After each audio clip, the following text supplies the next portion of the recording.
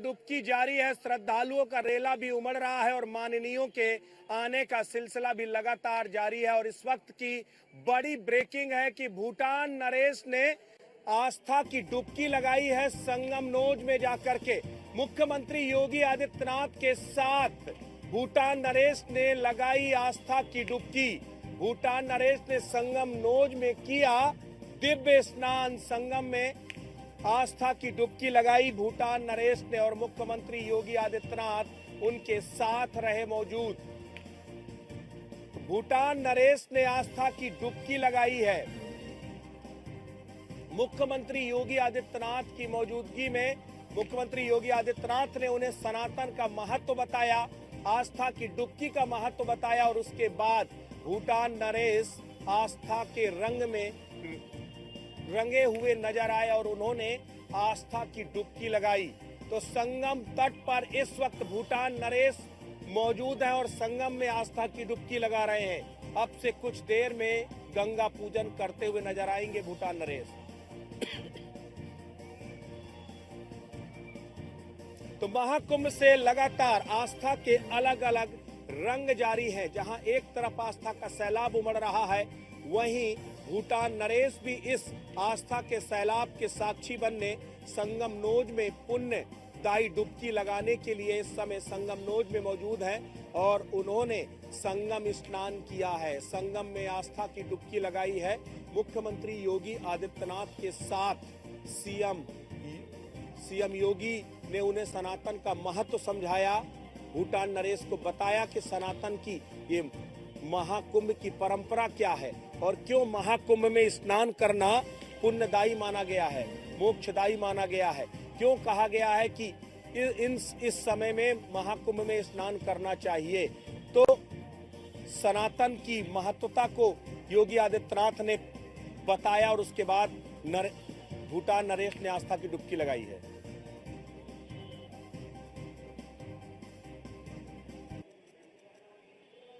और हमारी सहयोगी अर्चना भी लगातार हमारे साथ जुड़ी हुई है और संगम से भी सीधी तस्वीरें आ रही हैं कि किस तरह से दिव्यतापूर्ण तरीके से क्रूज को सजाया गया है। जेटी में पूरा स्नान स्थल तैयार किया गया है। अर्चना, ये तस्वीरें मन को मोह लेने वाली हैं। संगम के बीच में पूरा शहर, आप सोचिए, संगम के बीच में, नदियों की धाराओं के बीच में बाकायदा किस तरह से कॉटेज बन गए, किस तरीके से संगम के लिए स्नान करने के लिए माननीयों के लिए जो है स्थल तैयार हो गए और वहां पर भूटान नरेश आस्था की डुबकी लगा रहे हैं।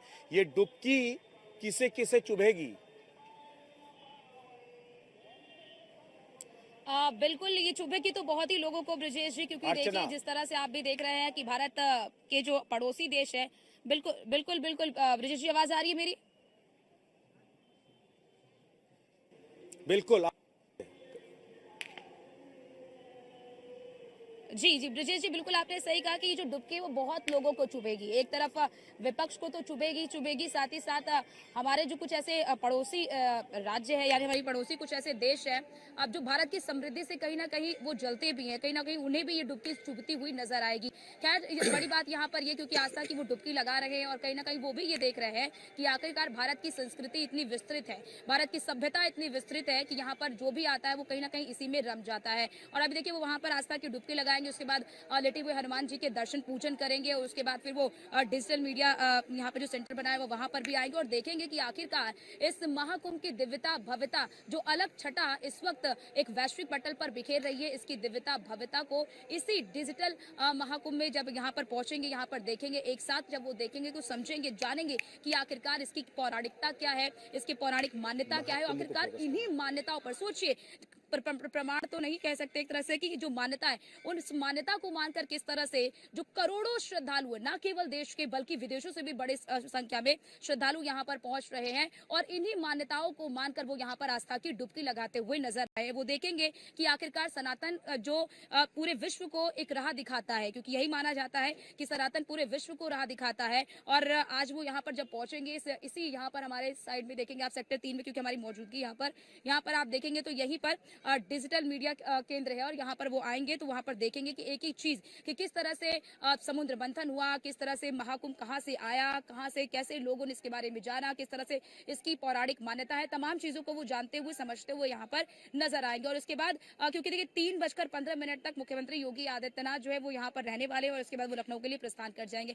लेकिन बड़ी बात देखिए, एक तरफ जहां विपक्ष की बात कर ले तो विपक्ष तमाम तरह के सवाल उठा रहा है, वीआईपी मूवमेंट को लेकर तमाम तरह के वो सवाल उठा रहा है। लेकिन जिस तरह से आप देखिए आज चूंकि वीआईपी मूवमेंट भी हो रहा है और श्रद्धालु भी यहाँ पर बहुत ही सुगमता से सरलता से आ जा रहे हैं, आवागमन कर रहे हैं, ये चीजें कहीं ना कहीं ये जो डुबकी है जो वहां पर सुगमता के साथ मुख्यमंत्री योगी आदित्यनाथ के साथ जो भूटान नरेश वो लगाते हुए नजर आ रहे हैं, उन्हें वो जरूर चुभेगी कि हम इतने सवाल उठा रहे हैं, हम लगातार इसको मुद्दा बना रहे हैं, लेकिन देखिए सब कुछ स्मूथली चल रहा है, यहाँ पर वीआईपी मूवमेंट भी हो रहा है और साथ ही साथ लोग भी बड़े ही समृद्ध। देखिए मैं आपको दिखाना चाहती हूँ ब्रजेश जी, यहाँ पर देखिए हनुमान जी यहाँ पर आते हुए नजर आ रहे हैं। अब मैं अपने कैमरा पर्सन से भी चाहूंगी कि एक बार वो जरूर यहाँ पर दिखाए और वो उनको दिखाने की कोशिश करें। मैं अभी आपको अर्चना रोकूंगा, अर्चना अभी आपको रोकूंगा। इस वक्त जो तस्वीरें हम देख रहे हैं संगम स्नान के बाद अब गंगा पूजन के लिए, जो संगम पूजन के लिए इस वक्त संगम स्नान कर चुके हैं भूटान नरेश और मुख्यमंत्री योगी आदित्यनाथ के साथ वो संगम के त्रिवेणी के संगम के पूजन के लिए इस वक्त बैठे हैं। सीधी तस्वीरें न्यूज वन इंडिया पर एक्सक्लूसिव हम लगातार अपने दर्शकों को दिखा रहे हैं कि किस तरीके से आस्था के रंग में सराबोर नजर आ रहे हैं। इस समय भूटान नरेश मुख्यमंत्री योगी आदित्यनाथ बैठे हैं। मुख्यमंत्री योगी आदित्यनाथ के ठीक बगल में यहाँ पर भूटान नरेश बैठे हुए हैं और भूटान नरेश आस्था की वो डुबकी लगाने के बाद इस वक्त संगम नोच पर त्रिवेणी संगम का पूजन कर रहे हैं और जो ब्राह्मण है वो बगल में आचार्य और ब्राह्मण वहां पर उनको जो है एक एक जो ये पूजा पद्धति बता रहे हैं और जिस तरीके से योगी आदित्यनाथ जी जिस तरीके से पूजन कर रहे हैं ठीक वैसे ही कहीं ना कहीं भूटान नरेश भी पूजन करने की कोशिश कर रहे हैं। वो लगातार कम्युनिकेट कर रहे हैं आचार्यों के साथ कि आप क्या करना है, आप क्या करना। तो ये जो क्यूरियोसिटी है, ये बेहद खूबसूरत तस्वीर है। ये तस्वीर किसी सनातनी देश भूटान की नहीं बल्कि ये बौद्धिस्ट देश भूटान की है, उस भूटान की है जिसके लिए कहा जाता है कि ये बुद्धिज्म का देश है और वो सनातन को नहीं मानता। लेकिन भूटान नरेश ने यहाँ पर आकर के ये बात साफ कर दी है कि सनातन ही हर एक धर्म का मूल आधार है। बौद्धिज्म भी जाकर के पनपा तो हिंदुस्तान में ही बौद्धिज्म पनपा, जैनिज्म भी पनपा तो हिंदुस्तान में ही पनपा, यानी सनातन की कोख से ही बौद्धिज्म, जैनिज्म या फिर बाकी जिसको भी आप जो है आप जिन धर्मों की बात करते हो, सनातन सर्व प्राचीन है। सनातन की जो संस्कृति है, सनातन की जो परंपराएं हैं, सनातन की जो मान्यताएं हैं वो अपने आप में अद्भुत है। और आज भूटान नरेश की ये तस्वीर मन को मोह लेने वाली है। ये तस्वीर अपने आप में बेहद अहम है क्योंकि योगी आदित्यनाथ तो वैसे भी गोरक्षपीठ के महंत हैं, वो संत हैं, उनका तो उन्हें मालूम है कि इस गंगा की महत्वता क्या है। गंगा कैसे हम सब के लिए केवल एक नदी नहीं है, हमारे लिए माँ है, हमारे लिए आस्था का प्रतीक है, हमारे लिए जीवनदायिनी है। यमुना और गंगा मोक्षदायिनी है। तो ये हमें मालूम है, लेकिन शायद बौद्धिस्ट कंट्री को शायद इसकी मान्यता ना मालूम। लेकिन ये पूजन करके गंगा में जो जलाभिषेक करेंगे, गंगा में दुग्धाभिषेक करेंगे, गंगा में मंत्रोच्चार के साथ त्रिवेणी संगम का पूजन करेंगे, तो ये अपने आप में वो समर्पण का भाव है।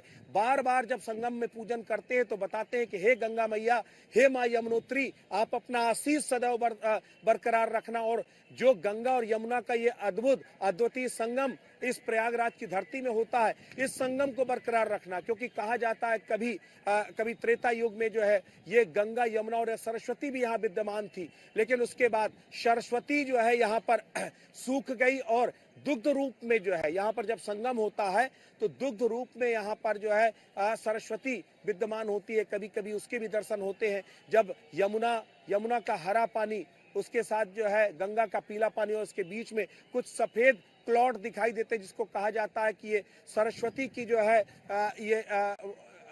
ये बूंदे हैं जो यहाँ पर आकर के मिलती हैं और अद्भुत ये संगम बनाती हैं। तो इसीलिए गंगा, यमुना और अदृश्य सरस्वती का संगम है। ये तस्वीरें एक एक तस्वीरें मन को मोह लेने वाली है। ये तस्वीरें दिखा रही हैं कि किस तरीके से भूटान नरेश सनातनी रंग में रंगे हुए हैं। न सिर्फ उन्होंने भगवा ऊपर से जो उनका कोट होता है, चूंकि जो भूटान की अपनी पारंपरिक वेशभूषा है उसमें वो वस्त्र के पीछे एक लॉन्ग कोट पहनते हैं और वो लॉन्ग कोट भी उन्होंने भगवा रंग का पहना हुआ है। मुख्यमंत्री योगी आदित्यनाथ के साथ वो लगातार पूजन कर रहे हैं, लगातार नजर आ रहे हैं। एक एक पूजा पद्धति को वो जो है योगी आदित्यनाथ उन्हें समझा रहे हैं और उसके बाद वो उसका पूजन कर रहे हैं। आचार्य वो लगातार उनसे बातचीत कर रहे हैं। तो जाहिर तौर पर ये जो तस्वीरें हैं, ये तस्वीरें गौरवान्वित करने वाली है। गर्व से कहिए कि हम सनातनी हैं और उस सनातनी देश का प्रतिनिधित्व करते हैं जो सबको आत्मसात करता है, विश्व बंधुत्व की भावना के साथ चलता है और वसुधैव कुटुंबकम हमारी सनातनी परंपरा का मूल आधार है। तो यही वो तस्वीरें इंगित कर रही है कि किस तरीके से भूटान नरेश यहाँ पर आए। भूटान नरेश ने यहाँ पर आकर के जो है न सिर्फ आस्था की डुबकी लगाई, बल्कि आस्था की डुबकी लगाने के साथ उन्होंने यहाँ पर संगम त्रिवेणी का पूजन करके जो है अपनी आस्था को समर्पित किया और उन्होंने भी इस महाकुंभ की जो सफलता का आशीष मांगा है। देखिए एक जो मतलब अगर देखा जाए तो अखाड़ों का स्नान तक एक पार्ट होता है इस पूरे महाकुंभ का। सबसे बड़ी चुनौती का पार्ट वही होता है जब अखाड़े अमृत स्नान करते हैं। तो तीनों अमृत स्नान 13 अखाड़ों के पूरे हो चुके हैं। अब अखाड़े बारी बारी से यहाँ प्रस्थान करेंगे। अब कल्पवासी जो कल्पवास यहाँ पर 1 महीने तक कल्पवास करते हैं, आप सोचिए तो यहाँ पर तो आस्था कैसी है, अद्वितीय आस्था है। तमाम दुश्वारियों के बाद भी यहाँ आस्थावान लोग 1-1 महीने तक यहाँ कल्पवास करते हैं। 10 जनवरी को कल्पवासी यहाँ पर आ जाते हैं और 12 जनवरी को कल्पवासी यानी जो पूर्णिमा होगी, पूर्णिमा के स्नान के बाद कल्पवासी यहाँ से प्रस्थान करते हैं। यानी अखाड़े बसंत पंचमी के स्नान के बाद यहाँ से प्रस्थान करते हैं और बाकी जो कल्पवासी है वो पूर्णिमा के स्नान के बाद प्रस्थान, यानी 12 तारीख के बाद कल्पवासी भी यहाँ से निकल जाएंगे और उसके बाद जो 26 फरवरी का आखिरी जो स्नान होगा वो स्नानार्थियों का होगा, आम श्रद्धालुओं का होगा।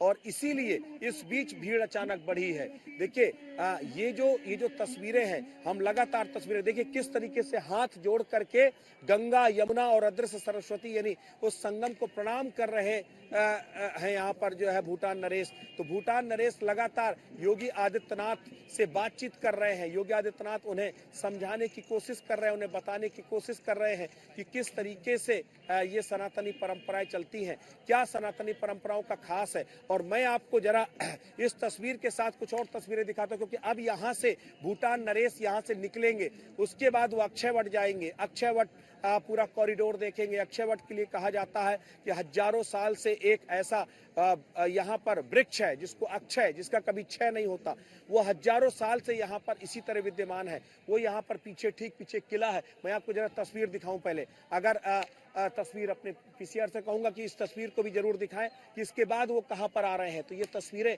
हम लगातार दिखाएंगे कि किस तरीके से डिजिटल महाकुंभ जो अनुभूति केंद्र है, इसकी तस्वीरें हम आपको न्यूज इंडिया लगातार अपने दर्शकों को दिखा रहा है कि इसके बाद इस डिजिटल अनुभूति महाकुंभ में भी आएंगे। जो डिजिटल महाकुंभ अनुभूति केंद्र है यहाँ पर भी आएंगे। और ये जो जगह है, ये अभी उन्होंने एक्चुअल महाकुंभ देखा, अब वो वर्चुअल महाकुंभ देखेंगे। ये जो एक्सपीरियंस सेंटर है, यहाँ पर आकर के कोई भी पूरी तरह मंत्रमुग्ध हो जाए, क्योंकि यहाँ पर आने के बाद उन्हें ऐसा लगेगा मानो वो सनातन युग में वापस लौट आए हो। सनातन युग में वापस आकर के जो है वो यहाँ पर आकर के यहाँ पर दीदार, ये जो डिजिटल महाकुंभ, इसके अंदर ये पूरा बहुत बड़ा प्रमाइसेस है जहाँ पर वर्चुअली पूरा महाकुंभ की एक एक तस्वीर, एक एक कहानियां, अखाड़ों का पूरा इतिहास, महाकुंभ का पूरा इतिहास, कैसे सनातन परंपराएं चली, सनातन है क्या, सनातन के बारे में जानना चाहे तो अलग अलग भाषाओं में अलग अलग तरीके से विजुलाइज किया गया है वर्चुअली। जब वो 3D जो है एक तरह से चश्मा लगा करके जो है यहाँ पर वो देखेंगे तो वो उसी तरीके से आत्मविभोर हो जाएंगे मानो वो उसी युग में वापस लौट गए हो। तो ये वो तमाम कोशिशें की जा रही हैं कि किसी भी तरीके से समझाया जाए, जो विदेशी मेहमान हैं उनको दिखाया जाए, उनको समझाया जाए कि आखिर महाकुंभ है क्या। और महाकुंभ की ये जो तस्वीर है ठीक इसी के पीछे जो अनुभूति केंद्र है, ठीक इसी के पीछे अक्षय वट भी है। मैं कहूंगा जरा थोड़ा सा राइट साइड तस्वीर दिखाइए, आपको वो अक्षय वट की भी तस्वीर हम दिखाएंगे। पीछे आपको एक प्राचीन वट वृक्ष दिखाई दे रहा होगा, वो भी अक्षय वट है। तो इस तरीके से देखा जाए तो अक्षय वट में लेटे हुए हनुमान जी मंदिर, ठीक उसी के पीछे लेटे हुए हनुमान जी मंदिर है, वहां पर भी आकर के जो है वो दर्शन करेंगे। तो सनातन के जो प्रतीक है महाकुंभ में, एक एक प्रतीकों के दर्शन करेंगे भूटान नरेश।